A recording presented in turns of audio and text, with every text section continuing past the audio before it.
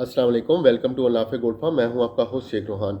आज एक new video और नए टॉपिक के साथ हाजिर हुए हैं। आज हम बात करने जा रहे हैं बकरियों के वैक्सीनेशन शेड्यूल के हवाले से कि कौन कौन सी वैक्सीनेशन है जो पंजाब लाइव स्टॉक ने वैक्सीनेशन का शेड्यूल जारी किया है। उसके मुताबिक कौन कौन सी वैक्सीनेशन है जो इंतहाई ज़रूरी हैं बकरियों के लिए, और वो टाइम कौन से टाइम पे कौन सी वैक्सीनेशन करवानी चाहिए। और एक जो सबसे इम्पॉर्टेंट क्वेश्चन इसमें आता है कि किन जानवरों की वैक्सीनेशन करवानी चाहिए और किन जानवरों को वैक्सीनेशन की ज़रूरत नहीं है, उनको नहीं करवानी चाहिए वैक्सीनेशन, उनको वैक्सीनेशन करवाने से नुकसान होता है।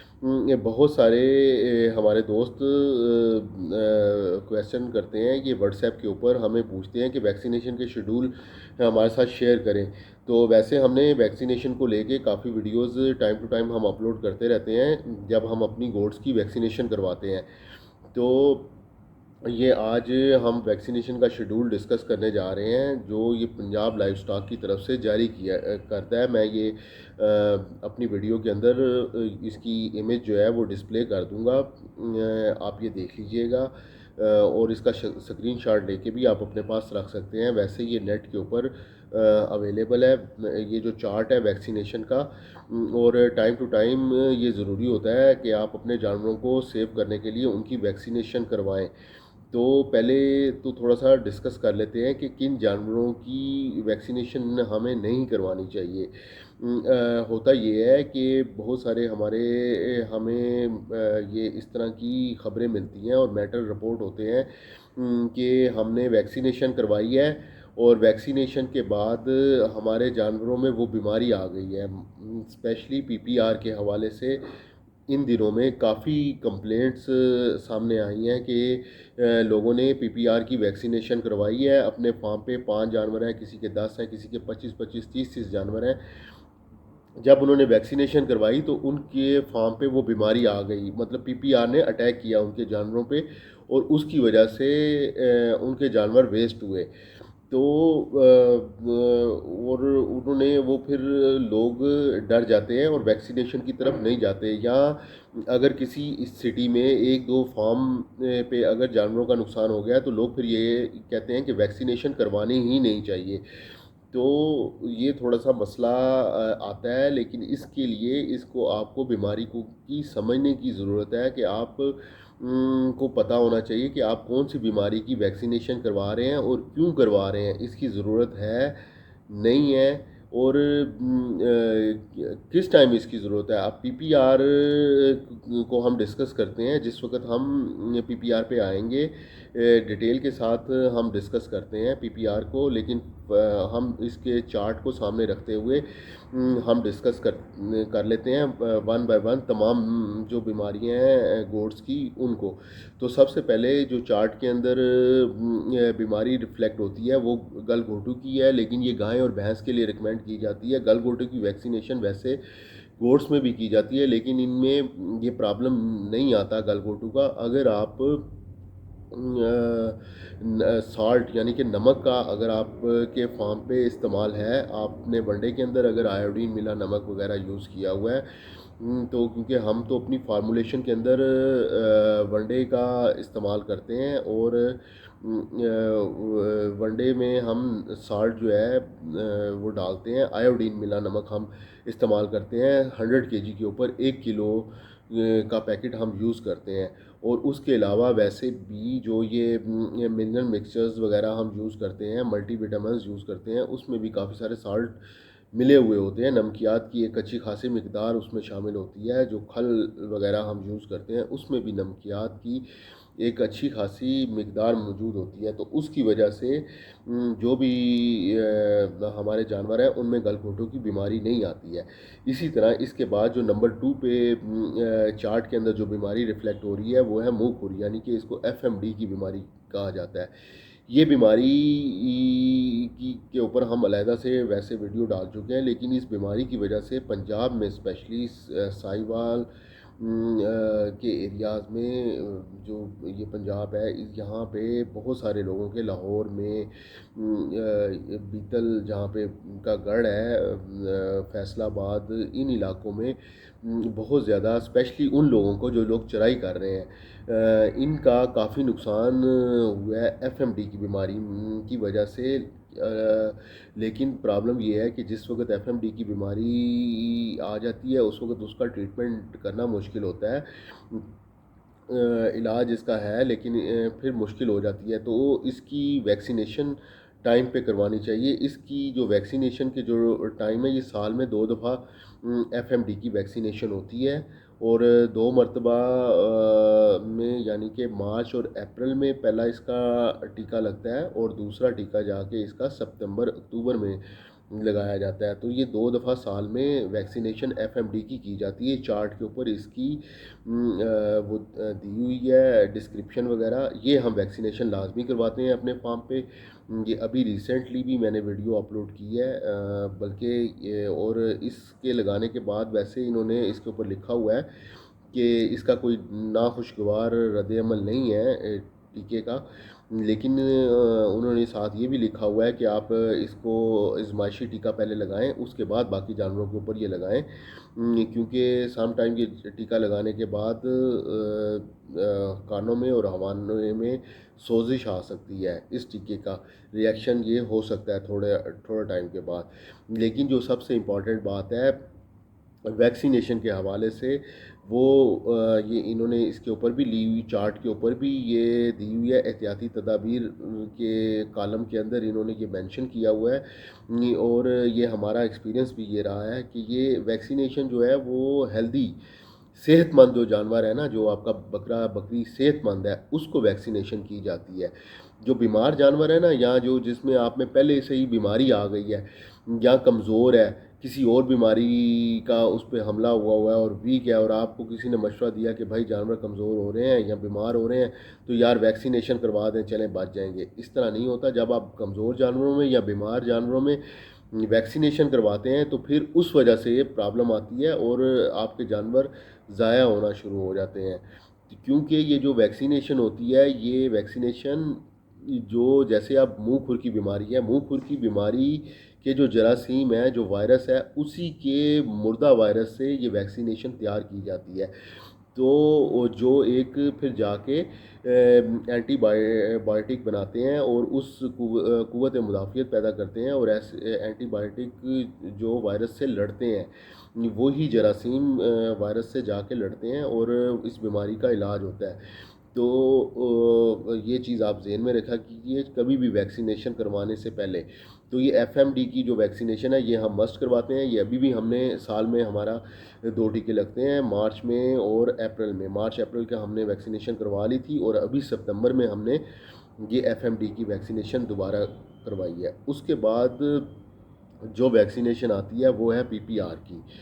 तो पीपीआर की जो वैक्सीनेशन है, हमारा एक्सपीरियंस जो है, हम पीपीआर की वैक्सीनेशन अपने फार्म पे नहीं करवाते हैं। पीपीआर जो है वो बीमारी, वो बहुत सारी बीमारियों का मजमूआ है। जैसे कि पहले आपके जो हमारा इसमें एक्सपीरियंस रहा है, ये प्योरली ये हमारे फार्म के ऊपर जो हमारा एक्सपीरियंस है, उसके ऊपर मैं ये बात कर रहा हूँ। हो सकता है मेरी इस बात से काफ़ी सारे दोस्त इख्तलाफ करें या जो डॉक्टर हजरात हैं वो इससे एग्री ना करें, लेकिन ये हमारा एक्सपीरियंस रहा है। हम पीपीआर की वैक्सीनेशन फार्म पे नहीं करवाते हैं। पीपीआर की वैक्सीनेशन हम उस वक्त करवाते हैं जब हमने जानवर को ट्रैवल करवाना होता है। जैसे कि हमने डीजी खान से अगर कोई जानवर परचेज़ करना है और उसको रावलपिंडी में लेके आना है, तो चाहे जौन सा भी मौसम है, जैसा भी मौसम है, हम उसकी वैक्सीनेशन पीपीआर की उनको कहते हैं। मसलन हमने 2 या 4 बकरियां या 5 बकरियां या 10 बकरियां, अगर हमने कोई यहाँ कोई दोस्त हमारे साथ जुड़े हुए हैं जो हमसे एडवाइस मांगते हैं, तो हम उनको यही कहते हैं, या हमारे अपने जानवर जो हमने प्रैक्टिकली ये काम किया है। पीपीआर आपके जानवर में तब आता है जब आपने जानवर को 5-7 घंटे, 8 घंटे, 10 घंटे का सफ़र करवाया है या 12 घंटे का सफ़र करवाया है और जानवर आपके पास आया है फार्म पे। अब अगर आपने उसको वैक्सीनेशन नहीं करवाई है, आपने इतना लंबा सफ़र करवाया है जानवर को, तो ये चीज़ पॉसिबल नहीं है कि आपके जानवर में पीपीआर ना आए। आपके जानवर में कंफर्म पीपीआर आएगा। अगर आपने वैक्सीनेशन नहीं करवाई है, आप फार्म पे लेके आए हैं, आपके जानवर 100% पीपीआर आना है, और फिर वो जानवर में आपके जानवरों को नुकसान होना है, और आपने फिर शिकायत करनी है कि जी हमारे साथ धोखा हो गया है, हमारे साथ फ्रॉड हो गया है, और हमारे साथ व्यापारियों ने लूट मार की है। ऐसा नहीं होता है। आपको बकरी को समझने की ज़रूरत है। आपने डीजी खान से, कराची से, सिंध से, कहीं से भी, बात ये है कि जब आप अपने फार्म पे जानवरों को ट्रैवल करवा के ले आए और उनमें पीपीआर का अटैक हो गया है या बीमार हो रहे हैं, आपके जानवरों में को डायरिया लगा हुआ है, साथ उनको बुखार है, साथ उनका नाक चल रहा है, रनिंग नोज़ है उनकी, ज़ुकाम उनको लगा हुआ है, तो ये सारी अलामात जो हैं ये फिर पीपीआर की हैं, ये कन्वर्ट होती हैं आगे जाके पीपीआर में। तो जब इस तरह की कंडीशन होगी तो उस वक़्त आप अगर वैक्सीनेशन करवाएंगे पीपीआर की, तो वो वैक्सीनेशन असर नहीं करेगी, और बाद में आप ये कहें कि वैक्सीनेशन करवाने से आपके जानवर मर रहे हैं और पीपीआर का अटैक हो गया है, तो ऐसी बात नहीं है। आपके जानवरों में ऑलरेडी पहले से वो बीमारी, वो जरासीम होते हैं।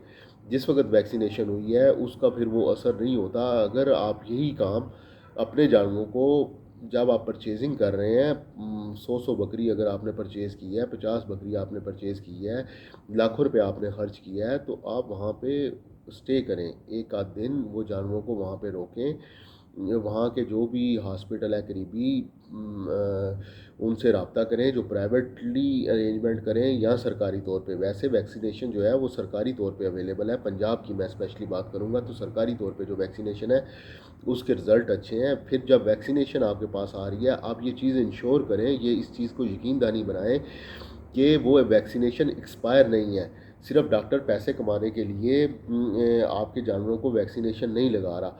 ये इस चीज़ का यकीन दहानी करना आपकी ज़िम्मेदारी है। आपने अपने जानवर ख़रीदे हैं, आपका फ़र्ज़ बनता है कि आप इस चीज़ का यकीन कर लें कि जो वैक्सीनेशन है वो एक्सपायर नहीं है, उसकी डेट अभी एक्सपायर नहीं हुई है। और दूसरी बात ये है कि ये ज़रूरी है कि आप ये देखें कि वो वैक्सीनेशन कोल्ड चेन में आई है, यानी कि ठंडी बोतल के अंदर, जहाँ वो उनके पास एक छोटे छोटे से ऐसे आइस बॉक्स होते हैं, उसके अंदर वो वैक्सीनेशन रख के लेके आते हैं। इसको 2 दर्जा हरारत, जो 2 सेंटीग्रेड से कम के ऊपर वैक्सीनेशन को रखना होता है। और अगर वैक्सीनेशन उससे ज़्यादा हीट में आ गई है, तो गर्मी में अगर वो वैक्सीनेशन शापर में लटका के ऐसे ही ले आया है, तो वो वैक्सीनेशन नहीं है, वो पानी है, वो ज़ाया हो गई है वैक्सीनेशन। उसका रिएक्शन तो आ सकता है, उसका फ़ायदा आपको कोई नहीं है। तो ये चीज़ें बहुत ज़्यादा ज़रूरी हैं। उसके अलावा जब डॉक्टर आपके फार्म पे या आपने जानवर परचेज़ किए हैं और आप वैक्सीनेशन करवा रहे हैं, उस वक्त आप इस चीज़ का ख्याल करें कि जो सिरिंज है वो आप की साफ़ सिरिंज, आप नई सिरिंज उसको दें जो आपके जानवरों के लिए सिर्फ वो इस्तेमाल करे। बाकी जानवरों के या दूसरे फार्म पे इस्तेमाल की हुई सिरिंज आप अपने जानवरों के ऊपर मत इस्तेमाल करवाएं। तो पीपीआर की वैक्सीनेशन आपने जब अपने फार्म पे जानवर लेके आना है उससे पहले करवानी है। उसके बाद जब आपके फार्म पे आ गए, जानवर आ गए, वो बीमार हो रहे हैं, आप उस बीमारी का इलाज करें, उसका ट्रीटमेंट करें। पीपीआर की वैक्सीनेशन हम अपने फार्म पे नहीं करवाते हैं।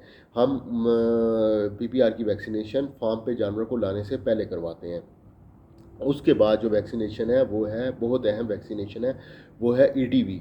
ईटीवी की वैक्सीनेशन बहुत ज़रूरी है। ये बहुत इम्पॉर्टेंट रोल है इसका, ईटीवी की वैक्सीनेशन का। इसके बगैर भी सरवाइव करना बहुत ज़्यादा मुश्किल है। ये हम शेड्यूल के मुताबिक हम करवाते हैं। साल में 2 दफ़ा ये ईटीवी की वैक्सीनेशन होती है। इसको अंतड़ियों का ज़हरबाद भी बोला जाता है इस वैक्सीनेशन को। तो ये हम साल में 2 दफ़ा ये वाली वैक्सीनेशन करवाते हैं। इसके जो मौसम है साल में 2 दफ़ा करवाने के, नवंबर दिसंबर और मई जून, ये 2 महीनों में ये वैक्सीनेशन की जाती है, नवंबर दिसंबर में और मई जून में। तो और उसके अलावा जो बच्चे आपके पैदा होते हैं, ईटीवी की वैक्सीनेशन ज़रूरी होती है उनके लिए 30 दिन के ऊपर। जो पंजाब लाइफ स्टॉक का के शेड्यूल के मुताबिक जब बच्चा आपका 30 दिन का हो गया है तो वो ईटीवी की वैक्सीनेशन, उसको टीका लगता है ईटीवी की वैक्सीनेशन का। और जिस वक्त आपका बच्चा 45 डेज़ का हो गया है, 45 दिन का, तो उसकी बूस्टर डोज़ लगती है। कोई भी वैक्सीनेशन आप करवाते हैं उसकी बूस्टर डोज़ लाजमी लगवाया करें। जैसे एफएमडी की हमने अभी वैक्सीनेशन करवाई है, तो इसकी बूस्टर डोज़ हम 15 दिन के बाद लाजमी लगवाएंगे। इसी तरह ईटीवी की जो वैक्सीनेशन है, इसकी बूस्टर डोज़ भी लाजमी आप लगवाएं, तभी इसका ज़्यादा इफ़ेक्टिव है और अच्छा इसका रिज़ल्ट लगता है। इसका जो है वो साइड इफ़ेक्ट कोई नहीं है इसका। और इसको जो एहतियाती तदाबीर के अंदर इन्होंने बताया हुआ है, वो इन्होंने ये बताया कि बारिश के अंदर, यानी कि जब बारिश वाला मौसम है, बारिश हो रही है, उस वक्त आप ये ईटीवी का टीका मत लगवाएं। उसमें जानवरों के जो जहाँ पे उन्होंने टीका लगाया है उस जगह पे फोड़े बनने का या ज़ख़म बनने का अंदेशा होता है, तो बारिश के अंदर ये टीका ईटीवी का ना लगवाएं। तो इसकी बस एहतियाती तदाबीर यही है, इसके अलावा इसकी और कोई नहीं है। इसके बाद जो नेक्स्ट वैक्सीनेशन जो बहुत अहम है वो है प्लोरोनमूनिया की। प्लोरोनमूनिया की वैक्सीनेशन भी बहुत ज़्यादा अहम वैक्सीनेशन है। ये अक्टूबर नवंबर में की जाती है और इसका भी कोई साइड इफ़ेक्ट अभी तक हमें नहीं आया है, लेकिन इसके फ़ायदे बहुत ज़्यादा हैं। और ये बहुत ज़रूरी वैक्सीनेशन है, इम्पॉर्टेंट है वैक्सीनेशन। इसकी की वजह से जो प्लूरोनमूनिया के मसाइल हैं आपको वो नहीं आते हैं। बहुत इंपॉर्टेंट वैक्सीनेशन है ये लाजमी कराया करें। इसके बगैर भी जो है वो सरवाइव करना जा बकरियों का मुश्किल है। तो ये इसका जो महीना है अक्टूबर नवंबर का महीना है, ये भी हम वैक्सीनेशन रेगुलरली शेड्यूल के मुताबिक ये हम वैक्सीनेशन लाजमी करवाते हैं। उसके बाद जो वैक्सीनेशन है वो एक है बकरी की चीचक की। जो चीचक की ये कानों के ऊपर दाने निकल आते हैं, ये वैक्सीनेशन हम बच्चों की करवाते हैं। जब हमारे बच्चे हैं, साल में एक ही दफ़ा ये वैक्सीनेशन होती है। ये हम जब हमारे बच्चे पैदा होते हैं उसके बाद जब मौसम आता है इसका, तो ये इसका मौसम मार्च अप्रैल का मौसम है। अगर मार्च अप्रैल में हमारे बच्चे पैदा हुए हैं तो फिर हम ये वैक्सीनेशन नहीं करवाते। लेकिन जो बच्चे हमारे नवंबर दिसंबर में या अक्टूबर ये इन दिनों में पैदा होते हैं, वो क्योंकि 5-6 महीने के बच्चे हमारे हो जाते हैं, तो फिर हम मार्च अप्रैल में उनकी वैक्सीनेशन ये करवाते हैं, ये चीचक की वैक्सीनेशन। वैसे ये ज़्यादातर भेड़ों में ये प्रॉब्लम आती है, लेकिन बकरियों के बच्चों में भी ये हमें एक आध दफ़ा ये इस तरह मसला हुआ है इसका, तो हम ये फिर करवाते हैं वैक्सीनेशन। 2-3 महीने का जब हमारा बच्चा हो जाता है फिर हम उसका ये टीका लगवाते हैं। वैसे इसका पंजाब लाइफ स्टॉक की तरफ से जो मौसम है वो मार्च अप्रैल का है, लेकिन जब हमारे बच्चे 3 महीने के तकरीबन हो जाते हैं तो हम फिर ये चीचक का टीका उनको लगवा देते हैं। तो उसकी वजह से ये चीचक की बीमारी हमारे फार्म पे नहीं आती जानवरों में। एक आध दफ़ा स्टार्ट में शुरू में ये हमारे जो बच्चे थे उनको ये बीमारी आई थी चीचक की, तो उसके बाद से हम ये वैक्सीनेशन रेगुलरली ये वैक्सीनेशन हम करवाते हैं। तो ये बेसिक वैक्सीनेशन है, ये हम अपने फार्म पे यूज़ करते हैं। इसके अलावा हम और कोई वैक्सीनेशन अपने फार्म पे नहीं करवाते हैं। तो ठीक है जी, ये बस एक इंफॉर्मेटिव वीडियो थी ये वैक्सीनेशन के हवाले से। ये फिर मैं आपको ताकीद कर रहा हूँ कि जो जानवर आपके बीमार हैं या कमज़ोर जानवर हैं, उनकी वैक्सीनेशन आपने नहीं करवानी है। उनको अलहदा रखें, उनकी सेहत बेहतर हो फिर उनको वैक्सीनेशन पे लगाएं। जो सेहतमंद जानवर हैं उनकी आपने वैक्सीनेशन करवानी है। उसके अलावा एक्सपायर टीका अपने जानवरों को मत लगाएं। इंश्योर करें जो डॉक्टर लेके आया है वो आप टीका खुद चेक करें कि बर्फ़ के अंदर उसने किस तरीके के साथ रखा हुआ है। उसने शापर के अंदर बर्फ़ डाल के और टीका रखा हुआ है, उसका कोई फ़ायदा नहीं है। आइस बॉक्स अगर उसके पास है या थर्मास छोटी बोतल जो हमने आम बच्चों वाली जो बोतलें होती हैं पानी वाली, उसके अंदर बर्फ़ डाल के उसके अंदर टीका रखा हुआ होता है, वो भी एक बेहतर तरीका है वैक्सीनेशन को ट्रैवल करवाने का। तो अगर उस तरीके के साथ वैक्सीनेशन ट्रैवल करके आपके पास आई है तो वैक्सीनेशन करवाएं, अदरवाइज़ वैक्सीनेशन ना करवाएं। वैक्सीनेशन की ज़रूरत आपको तब पड़ती है जब आपकी खुराक अच्छी नहीं है, आपके जानवर कमज़ोर हैं, आपने खुश्क खुराक नहीं उनको दी हुई है, ड्राई मैटर उनका पूरा नहीं है, कमज़ोर हैं, लागर जानवर हैं, फिर उनके ऊपर बीमारियां हमला करती हैं, अटैक करती हैं। जो बीमार जिस्म है वो बीमारी उसके ऊपर बहुत जल्दी हमला करती है उसके ऊपर, तो बहुत आसानी के साथ वायरस उसके ऊपर अटैक करता है और जानवर आपके ज़ाया होते हैं।